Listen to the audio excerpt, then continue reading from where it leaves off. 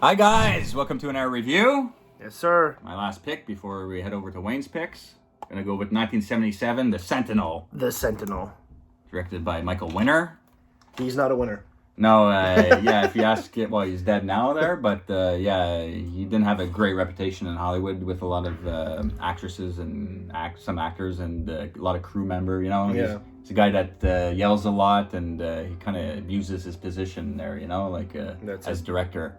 So yeah, he didn't have a good reputation, and I listened to all the commentaries too that came with this film, and they have one with Michael Winner, and so I get a lot of insight, you know, throughout the film that I'll share. And Christina Rains, though, she didn't have anything really good to say about Michael Winner. Like he was hard on her throughout because she was like a newer actress. She did some things, and I've always loved her in Nightmares, that anthology film that came out a few years later. She was in the first story there. But yeah, she didn't. She kind of retired from acting. You know, not too far after Nightmares, I guess. That's it. And yeah, what a cast, though, eh? Like All-star cast. It's like, but you wouldn't. You would look at the acting and you would say, man, it's kind of like cheeseball, the acting at some point. Yeah, right? and then you know? for this kind of cast, like Yeah, that's what I'm saying. But I feel like there was a lot of like in post production they did a lot of like redubbing of people's lines and stuff like that. So that's why it comes off as like almost foreign at sometimes. You know, like I know what you mean. It doesn't match the voice or whatever. You know. This was my first time seeing it. Oh yeah. That's it. I totally forgot to mention that it was his first time watching this. I have the Scream Factory, the same as Ian. Actually, you gave me a copy. Yeah. I had an extra and copy. I watched it for this review first time. Yeah. So what'd you think of it? It honestly, from my first experience watching it, it gives me like Omen vibes. Mm-hmm. Omen, kind of like an Omen Exorcist vibes, like that kind of style. Yeah, in the 70s, there, you know, after the Exorcist in 74, there everyone was trying to jump on that, you know, money wagon. That's it. And that's how this kind of got made. You know, it got filmed in 76. It was released in January of 77.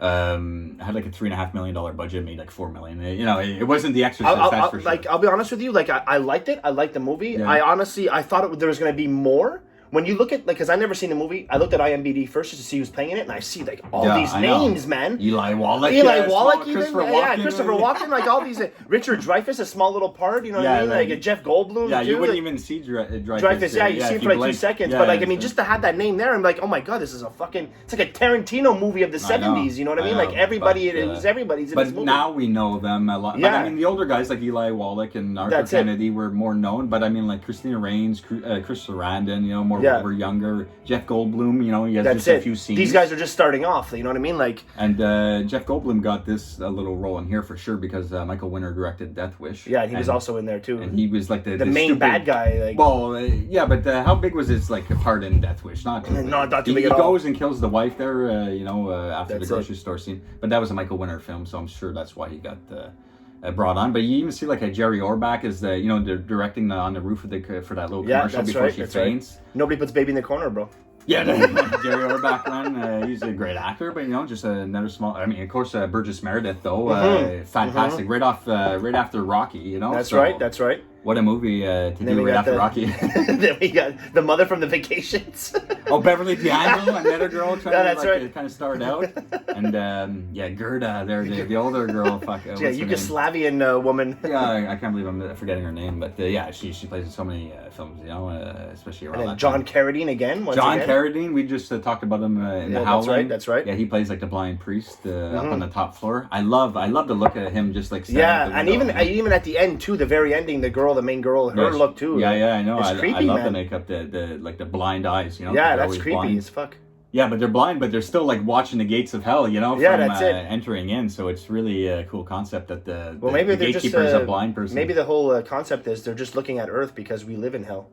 Oh, maybe, yeah. They're just standing there looking out the window, you know what I mean? Like, yeah, but like from the opening scenes, you know, we find out more. Well, let's get into it actually there. So at the opening, we're in like northern Italy. Yeah. Hey, we got a couple minutes there. We see like I guess a high priest or some shit, a guy, you know, all dressed in red. Like a cardinal or something. Yeah, that's Jose Ferrer, Miguel Ferrer's father. You know, he's recently passed away. Well, Miguel, Jose was dead for a while, and Miguel just passed away there. Actually, there was a Twin Peaks season 3 episode that was dedicated to Miguel Ferrer there because he passed away. Played in RoboCop, that guy. No, he plays in so many movies. I can't say, oh my god, I wouldn't mind doing a top 10 for a guy like that. You know, yeah, like he's so under the radar, no one would expect. That's right. Like James Remar, you know, yeah, guys like those this. Kind of guys. Yeah, like, we're not expected. You know, like who knows? We'll see. But so we just see them in like their little church section, and that's right. We get the senior Francino in that scene too. He's like listening to the guy in red. And they really put a lot of focus on his ring, eh? Like his ring. That big metal. Big metal ring. Yeah, has like a symbol of Jesus on the cross. Yeah, or something. that's it. But yeah, heavy. It's some kind of like Catholic cult, I would believe. Well, that's it. Something along those lines, you know, like. Yeah, they're in some type of circle. These people, you know, like watching the gates. Like I said, this is my first time watching it, so this is my partake. This is why I'm saying I know. Some kind of Catholic cult or something. Well, you know what I mean? It's like a supernatural film. Yeah, that's it. Yeah, for sure. There's lots of stuff that we'd have to try to dissect and speculate on, but for the most part, it's pretty straightforward. There. Yeah. It's just, but I may have to actually just start the movie. I want to show people something because filmmakers do stuff like this, and you wouldn't think anything of it. But why I'm going to mention it? Okay, so he says danger is near, or enter in.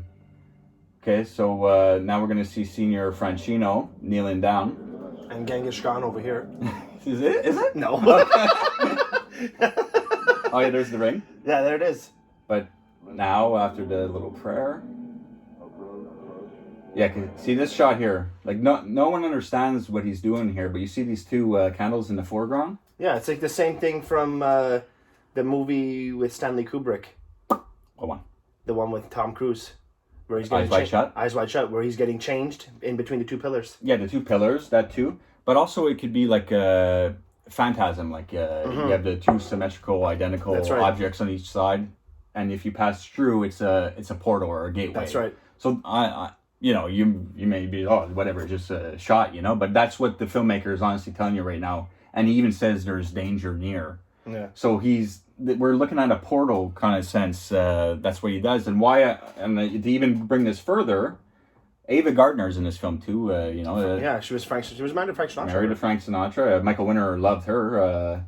Had no problems with her for sure. But when she goes and sees, I think her name is Miss Logan, Ava Gardner, to get this place, we're gonna see, and we know that Miss Logan is in on her setting her up to go there to be the next. That's right. I think she works for the church or something. Now look at her purse.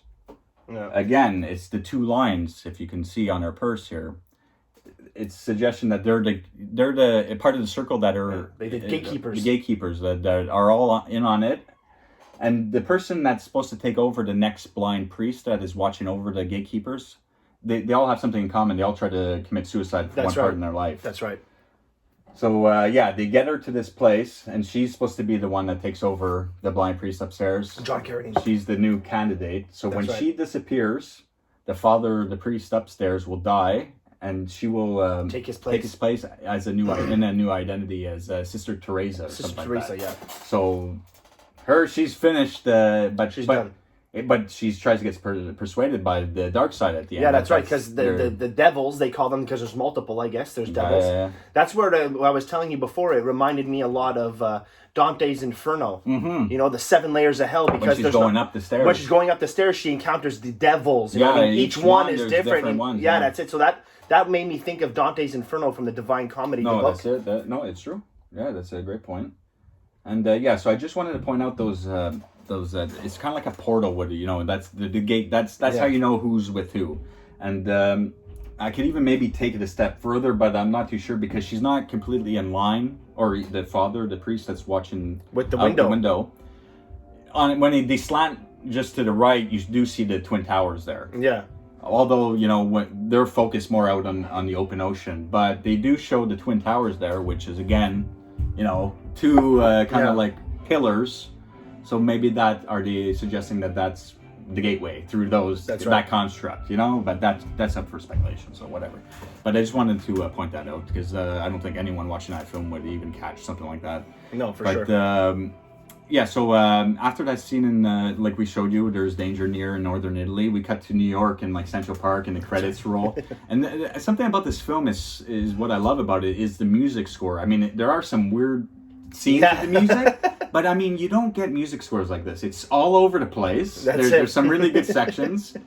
But in a new film, you never get a score like this. But I mean, it's unique, you know. Like I really. And there's love certain the music. sections of like there's like big like orchestras playing, like really when the dad's like chasing her. But he's like smacking the shit out of her. But even during like the opening credits, it's like and then because she's in the opening credits, she's at different like photo shoots. That's it. She's a model, right? That's when Dreyfus. You see Dreyfus in one of in a those small scenes. scene. Yeah, a small scene. But Jeff Goldblum as well. He's the one taking the photos. And they're in Central Park and different locations around New York. And did you notice though when because you also see her with Chris Sarandon just walking around New York, they're taking bike rides. You know, you're getting like a sense of who she is and what they're doing and all that. But there's one scene where they're walking towards like a magazine stand, and he grabs the magazine because her face is on it, you know.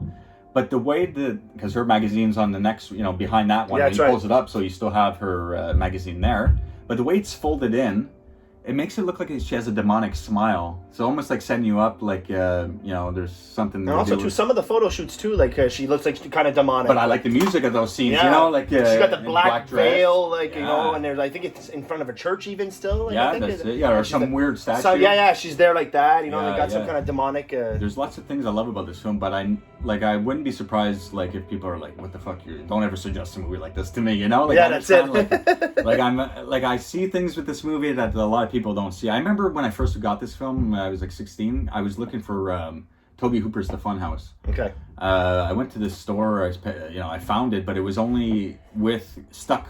Two separate movies in a 2-pack with the Sentinel. Mm-hmm. So I'm like, what the fuck is this? The Sentinel? But like, whatever. I got the Funhouse. Fuck, I put on the Sentinel. It's like almost like a movie I fell in love with. I'm like, where did this gem come from? And I remember showing like a bunch of my friends back around that time I got it. Like after 10 minutes, they're laughing. They're like, come on. Like put something else on, So I understand if you don't like this film. It was like the time we went to Dead Pit together. Remember that? Dead Pit, man. I think they have it on Tubi TV, man. I love that film. Yeah, I like some cheese, but it's like the architecture of the building, Like you just don't see structures like that in films. And films I love films that are set in New York in the 70s. And if a film nowadays is set in New York, you don't get the sense that it's even in New York. But like where they film, it's like, man, where do you see these structures, Yeah. There's even one scene where they're in like a loft party where she's like, near the end where she's like faints at the party. Yeah, that's right. They put her in the bedroom and she has like she escapes through this like door that has a stairwell, like a fire exit or whatever. That's right.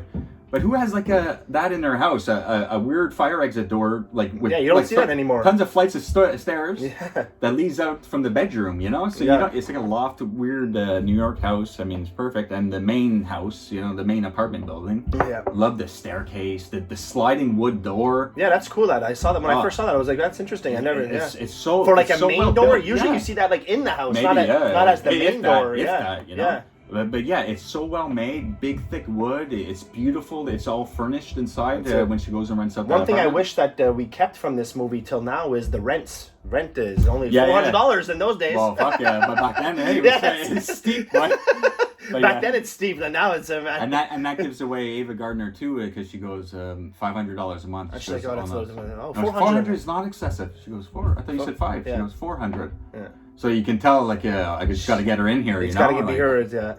So, but also at the beginning, after the credit sequence, I don't understand. I mean, I like the scene right off the bat where Sarandon is looking at the apartment building. You get a nice view of, like, some like a plant, like a warehouse plant. Like the river. You get like a nice view of like a skyline in New York and everything. And but I don't understand why he's looking for like an apartment because she wants to move in on her own, even though she's with Chris Sarandon. Yeah, they're together, but she just wants to live. Yeah, she wants to live on her own. That's it. And he just wants her to move in with him, and he has a beautiful fucking place looking over Central Park. I love his decor, like those old Houdini photos. Pictures because he's into magic and stuff. I love those. But there's so much like that. Like it's just every apartment building or like that fucking condo looking over Central Park. And the furniture inside is like, I love the 70s look, you know? You just don't get movies that look like this anymore. So, yeah, it's really appealing to me when I watch it. Even in her, like, I guess if you want to call them dream sequences, but they're not really dream sequences, where she thinks she's at the cat's birthday party. Like, even, like, I think and everyone's naked there. Yeah, that's it. But I think even, like, the backgrounds, too, is nice. The big bookshelves. Oh, I know. You know what I mean? Like, and I like when her and Chris Sarandon, like, later on in the film start, like, investigating. Yeah, and there's all the cobwebs everywhere. Like, but they go room to room, you know, and she's, like, looks at every book, and she's like, it's in Latin. I can't read it. And he's like, no, what do you mean? It's English. Yeah. Man, when I first saw that, I'm like, oh, man, I'm right into this, you know? This is, like, great, like, mystery. I'm liking this type of stuff. And he makes her write down what she's seeing, and he's like, "Oh my God, you're really seeing Latin, but you see the book is English, you know." So he has to get it translated later on in the film. But okay, let's bring it back to the beginning. So when they're looking for apartments, we see Allison with her friend. Christina Rains plays Allison, the main actress. I find she does a phenomenal job. She's looking for apartments with her best friend Jennifer, the blonde, throughout the film. Chris Sarandon is looking on his own for a different place, and that place that he looked at was like $1,000 a month. So yeah, that's it. What the fuck was that? And he goes like this. Yeah, I like the part he goes like this. You don't dust in here for $1,000 a month. You don't dust. But man, her place that she rents is like $400. It's so beautiful, you know, furnished and everything. He looks at this crappy, like it's like so generic, like a new modeled kind of apartment building. Yeah, that's it. It's nice view and everything, but $1,000 a month. Come on. Well, he's a big shot lawyer, so he is. He does have cash. I mean, look at that place that he lives in. I mean, that's got to be even more. You know, it's crazy. But then we see the priest following the Father Francino there, the guy that said there was danger. Now he's in New York, like looking after the candidate there. He's like watching her, following her. We see the ring shot again, while he's watching her. Then we see her with the Chris Sarandon in his beautiful place, looking over Central Park and everything. Yeah. The phone rings. Her father died. Yeah. And what an awkward scene that is, though, eh? Like shots like this, I find are stupid. You're like there's so much nice, appealing things about this movie, but then like the shots at the father in the hospital, these yellow walls, and like I could see like people being like, "What the fuck kind of shot is this?" You know, like I can understand that completely. You know, I'm like, okay, whatever. It was mostly the shot with him with the two girlmen. That's like, what the fuck is going on? But here? That's it. It's the next scene. Her father died, so she's back at home and grieving with her mother, getting ready for the funeral. She can't make it because she's feeling lightheaded. You can see she's been medicated and taking pills throughout the film. So like she's suicidal, but I think she did 2 attempts on her life. We actually see one coming up in this scene when she was younger. She has a flashback. That's right. So she stays at home alone at the mansion when her family goes off to the funeral. And it's a beautiful fucking mansion. Beautiful. Place. Really nice looking. It would make you think, like, how does she have trouble paying $500 a month with a mansion like that? Yeah, but her father's that's it. Doesn't look like a good man. He's an old, decrepit looking man. He's having some threesome. She's having a flashback when she was younger, came back home from school. Having a threesome with these people eating cake and stuff. But like it's not her mom, you know, one of those two girls, and she's all shocked. He's like, "I told you never to come in here." And he's like smacks her, and then big abrupt music. He's running down with her in his towel. Yeah, skinny ass David Bowie legs. And then there's a fat woman. She's like eating the cake, laughing. Like it's just a disturbing scene. I think they knock over the bird cage. And, it's like a disturbing scene. But that's where she slits her wrist and she's like bleeding out on the bathroom floor. That was a cool little special effect there, where like you actually see the blood like popping out like that. Yeah, small things like that were good, but the special effects there's not much in here. No. I'll get to the ones that are the best. I'm just saying that effect where like the blood actually is like pulsating. I liked it. It's pouring. You see it like pouring out. I liked it. It's well done. Very small little effect, but it was for sure. And then so now she's back in New York. I guess they don't really tell you exactly where her mom lives there or anything, but she's back in New York and staying with Chris Sarandon, and he tells her the people you have some calls for the places and everything, the apartments you're looking at.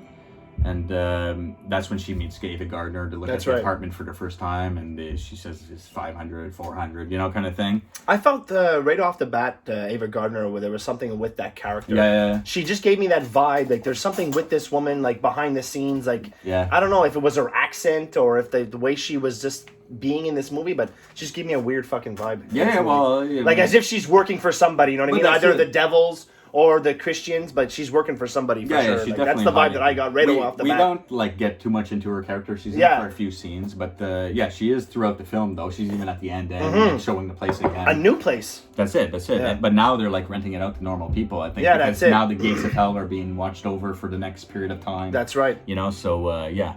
But this apartment building is completely empty, except for the priest that lives on top floor. That's and she's right. like, well, if he's blind, like, why is he looking out the window? What is he looking at? You know? And she's like, oh, he's, you know. She's like, she doesn't even want to talk about it. He's recluse. That's her famous thing. He's recluse. Yeah, that's it. The church looks after his needs. Yeah, that's it. Because apparently the church owns that building. So yeah, that's it. And John Carradine plays a priest. Smaller role, but he's really good in it. And so they go through. She takes the apartment. You know, they start filling out the papers. I like. I'm just, if you don't mind me just going back. I like when you first go into the apartment where Ava Gardner showing Allison the apartment. There's like a little focus on that wood. You know, where you first go in, and then later on, that's where Chris breaks the wood. Right. And there's writing behind it. But there's a message behind it. Yeah, there's a message behind it, but just the focus on that wood goes to show you like a little like a foreshadow for later on. There's something about that wood there. Yeah, they covered it up, but there's that's it. There's a message that's right. that Chris Sarandon finds. Yeah, you're right. And now after that though, she's at her photo shoot with Jeff Goldblum. They're at like another beautiful mansion. This one was so funny. Oh my god! The dogs are running around. The fucking peacock in the water. We're birdie. Yes. Oh my god! Oh god! Yeah, the bird falls in the pool. Like these people, some of these people in this profession are like, my goodness, like hold back a bit there. Here birdie! Oh my god! Because they went in the water. It's like, and it's a bird that's like far in the back of the photo. You actually see that photo later on in the movie. I mean, like maybe at the end or something. She's in a little freaking picture in the magazine. Can't even make out that peacock, you know? It's like the end of the world, you know? All right, Jeff Goldblum's, all right, people, let's get it together here. Yeah, you know, he's like taking pictures. And yeah, she gets a call. She goes off. There's a weird little editing thing there when she takes the phone. It's like they're on her, and then they cut to this angle for whatever reason. There's some choppy editing at scenes there. That's a bit off there, but I mean, still, I love this film for whatever reason. It's one of those cheese balls I just can't get enough of, man. Like, honestly, just love this fucking film. And then, now she's back at her new place there, and we fucking get Burgess Meredith for the first time. Yeah, he's creepy though, that guy. Charles Chasen. Yeah, he's got a little bird, a little budgie on him. He's got a cat, fucking Mortimer and Jezebel. Yeah. Mortimer. Later on, you see Jezebel really going to town on fucking Mortimer. Yeah, I don't know if that's like something that they're just projecting for her to see, but yeah, the cat's eating the bird to like try to drive her to kill herself or drive her mad. Yeah, that's it. Yeah, because it's a battle because she's weak. It's a battle to make her drive her insane throughout the film to eventually kill herself. So that's right. So they usher in the hell, so to speak. Because they're not going to have anybody to protect them. That's it. They come in through the portal, and he even says, "You be a queen in my kingdom." You know, But at the end, she decides, you know, to watch the gate, and so she becomes Sister Teresa. But it's funny because, like, in this movie, you got like the girl, the lady, she's just like black and white cat, black and white cake. Yeah, the old woman. Yeah, that's it. Because later on, Burgess Meredith like invites her to some birthday party for his cat, Jezebel, at the top. Well, let's get into the one scene before that because we have to see Sandra and Gerda or whatever. They live on the first floor. Awkward scene that is, boy. But this is Michael Winner, you know? He's like, I want to see this. And Beverly D'Angelo was like a newer actress at that time. You know, she went on, the vacation films. That's right, even American History X. She played the mom. I mean, she plays in tons of stuff. I think she's still with dating Al Pacino to this day, maybe even married to him there. So yeah, she's well known nowadays, very well established. But what an awkward feeling to set scene just to be in, like, because boy, she really went downtown in that scene. Yes, yeah, she goes downtown for a little bit, and while her other lover is making Christina Raines a cup of tea or whatever. That's it. She didn't even want to stay there. She's like, stay for some tea. She's like, no, it's okay. But whilst Beverly D'Angelo is having fun with herself, like Christina Raines is still sitting there, like, looking over there. Turning around. And then she asks the other woman there, Gerda. She's like, what do you guys do? And she's like, we fondle each other. And then she gets up and leaves.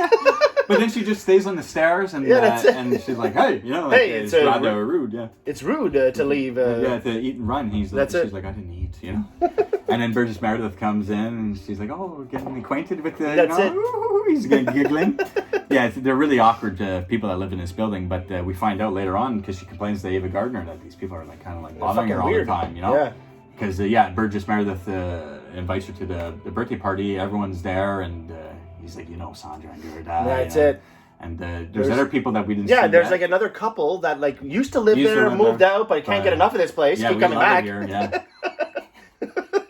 There's a few people, that we only see in that one scene, actually. Yeah, that's it. But all these people at the party, we find out with through the cop scenes there with Eli Wallach and Christopher Walken. I mean, he hardly has any lines, but they have a few scenes as the cops. They're fun. They kind of like pester Chris Sarandon because his first wife died off a bridge, and they really thought that he killed her, but it's not made clear if he did or not.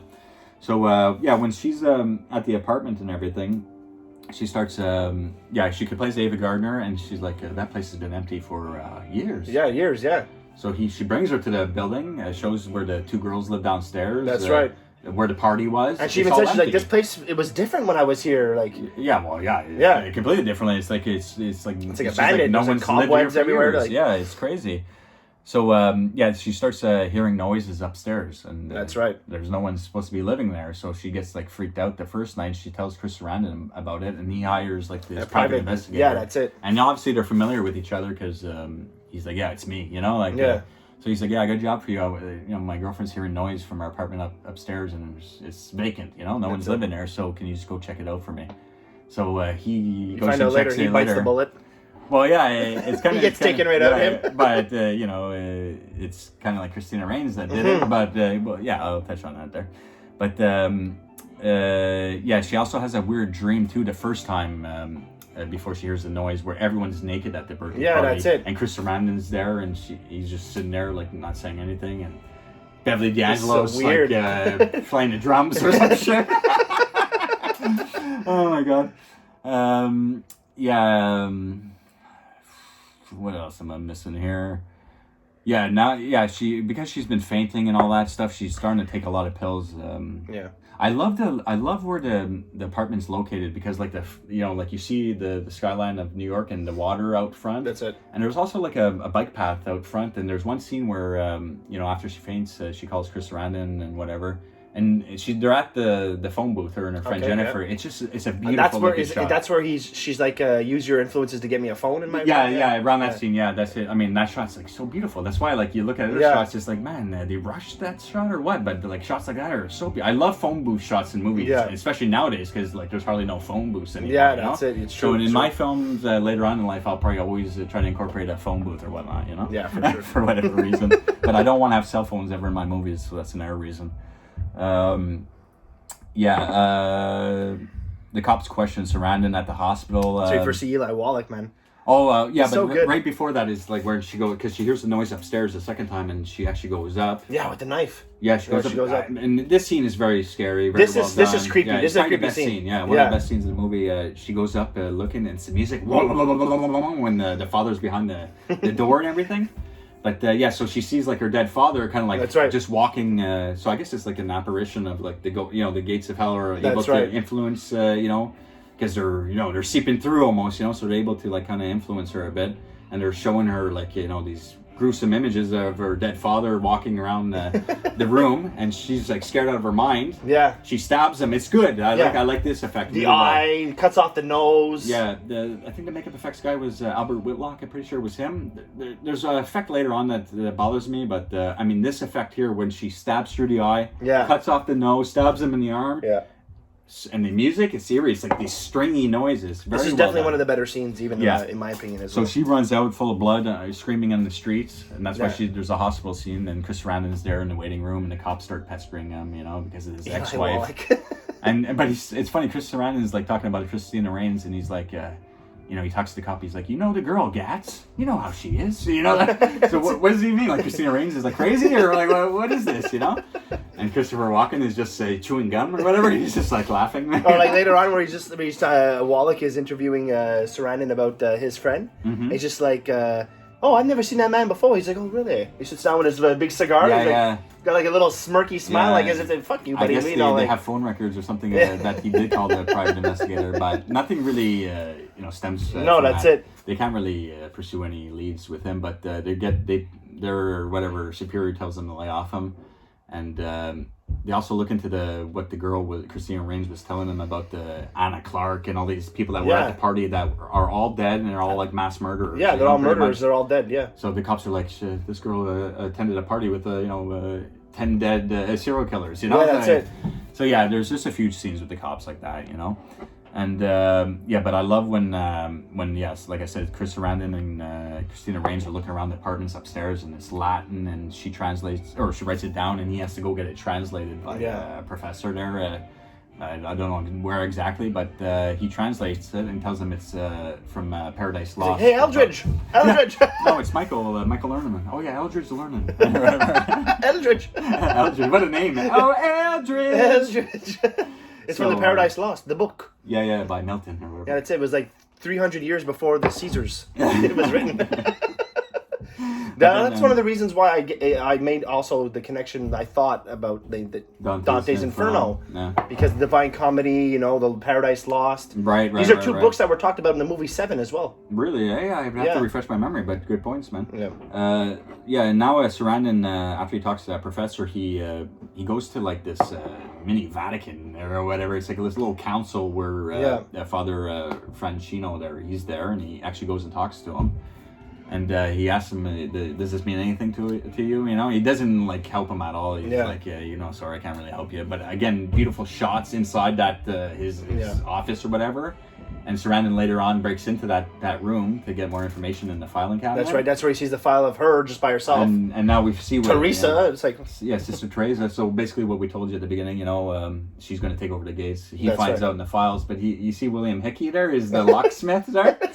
And he's like telling him, what the hell's going on in the files. He's like, hey, I just opened doors here, But another good actor in like a very tiny role, And after he breaks into the church, he brings Allison to. She's looking very sick now, Allison, and she doesn't know what's going on. And they bring her to that loft party where I told you about, where they kind of escape. She escapes later on through the room to go back to the apartment building that night. And Chris Sarandon goes by himself to the building though before her. And that's where he breaks open the message on the wall and everything. Right. And John Carradine comes down, and he looks. That's creepy, man. Yeah, but Christina Range shows up. You don't really know what. Oh yeah, you see Chris Sarandon like strangling the father. Yeah, he's trying to kill him. Because he's trying to like get answers or whatever. And Francino actually kills Chris Sarandon. You don't see it; it's all off camera kind of thing. But hits him with a statue of like Mother Mary or something. Yeah. But he explains that what happened to him when Christina Range shows up to her apartment. But it's creepy because you don't know if he's dead or what, but now he's like, I'm damned to hell for my trying to kill the priest. That's right. And he's like, I'm one of the Legion. I like where he's also telling her too, like about everything. He's putting it into perspective. Yeah, and he's talking about like everything. Michael, the archangel. Exactly. Protecting the gates. Exactly. Yeah. Like so like all those scenes, they tell you pretty much what what's going on. What's going on exactly. There's no like trying to interpret exactly what they're trying to do, but he pretty much lays it out. And Burgess Meredith, as the ending comes along there, we know exactly what's going on. It's not like a fucking mind buster. And here they use a lot of like actors and stuff like. Well, I can't really say they're actors. But there's people with a lot of deformities. They save money on the.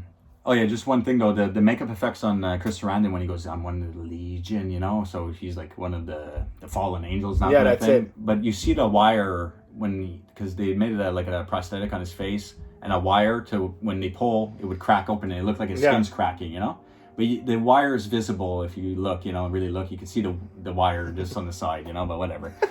So that effect was, they maybe could have tried a little harder there, but they didn't have Bodine doing the effects. That's why. Bodine, yeah, but this, 76, it wasn't cutting edge for effects yet, a few years later with Tom Savini's, the Bodines, Rick Baker's, and everything. But so like you said, they hired tons of friggin' deformed people with terrible deformities. They're all real. Even the guy with the hanging lip. Yeah, these are all real people. All real. Like they save money on the makeup effects. Michael Winner just said that let's hire like deformed people to make like these spawns of Satan or whatever. Yeah, that's it. Make them look like really. It's some of it is hideous, but I mean, you can't. That's it. You kind of feel bad by it, but a lot of the people, the crew members and the actors were like kind of disgusted on set, like during lunch and everything. They wouldn't sit with these people. They were grossed out by them. So it's kind of sad. It is sad. But they got hired to be the freaks, in the movie, and So yeah, they saved a lot of money on makeup effects. Imagine Absolutely like you're making that a hanging lip. That would cost like $10,000. Or the little ones, the little people that come out like later. There's some like missing limbs and like little ones. And Burgess Meredith is like he's the head of the Legion. Yeah, trying that's to get her to kill herself. She chooses, to be the next gatekeeper. Take it, my dear. Take it. But you see, when he's so upset, Burgess Meredith, that he takes the knife and he whips it at Chris Sarandon's neck. He's bleeding out. But he's already dead. He's supposed to be already dead. But he's killing him again. Yeah, he's so angry that they didn't get the. And then Carradine comes with a cross like that. And they're all trying to stop him. Yeah, that's it.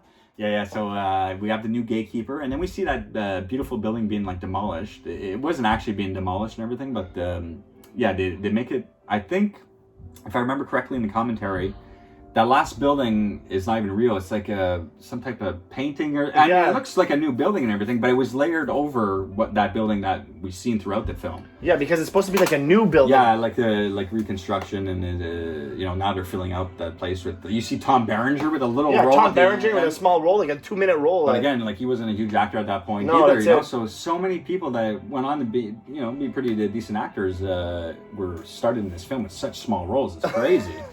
But yeah, so it ends with her looking out the window. And that's a creepy shot. Yeah, she's blind, and so it just and the credits roll, with the view of like the beautiful view of New York and the water out front there. Yeah, it's just it's a weird little movie that I just can't get enough of. They mention it in The Burbs too. Oh my God! Thanks for reminding me. Of course, I think we mentioned this in the Burbs, when we did our Burbs review, we mentioned it. Yeah. Corey Feldman asked Tom Hanks, "You ever seen that movie, The Sentinel?" Yeah, that's it. Explains it. Open the gates of hell. That's it. No, he's not familiar with that film. I don't think Tom Hanks there, but it's funny that's when I was younger, I heard about that film, but I hadn't seen it until I picked it up with Funhouse when I was like 15 or 16 on DVD, and I stole my DVD copy, which you've seen, and I just upgraded the Scream Factory. Love this film so much, and I'm happy you watched it for your first time to review it. Thanks so much, and like I said, if you're not in love with it, I completely understand, but it's one of those films that if you haven't seen, you might enjoy it. Yeah, absolutely. There's a lot of things that you don't see in films today, kind of thing. So thanks a lot, guys. Until next time, take care. Yes, sir. Take care. I'm just a sitting here at midnight, and I'll be sitting here till noon.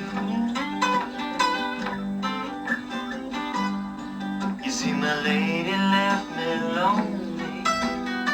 Yes, she did. Baby left me blue. The funeral is about to begin, sir. The Daigler.